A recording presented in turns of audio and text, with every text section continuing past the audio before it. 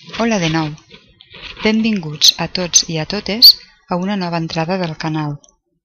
Avui us parlaré de l'Althea rosea o malva reial, que és una planta en flor que creix a les proximitats de la costa mediterrània i és valorada tant pels seus usos medicinals i farmacèutics com ornamentals.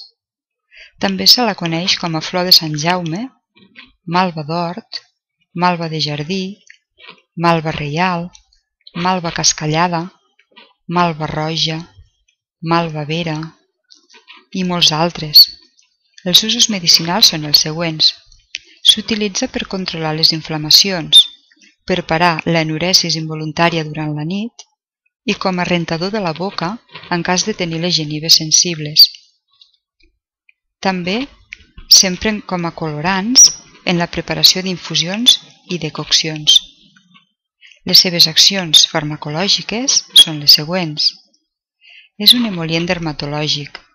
És un antitussigen, ja que els mucílags de l'Althea exerceixen un efecte calmant sobre la mucosa respiratòria tot inhibint la tos.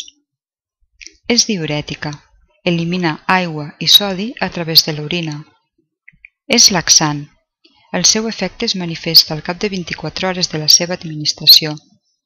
Si el mucílag està en contacte amb l'aigua, forma un gel viscós i voluminós que augmenta el volum dels excrements i els estova i promou el peristaltisme intestinal fent efecte laxant mecànic. És hipoglucemiant.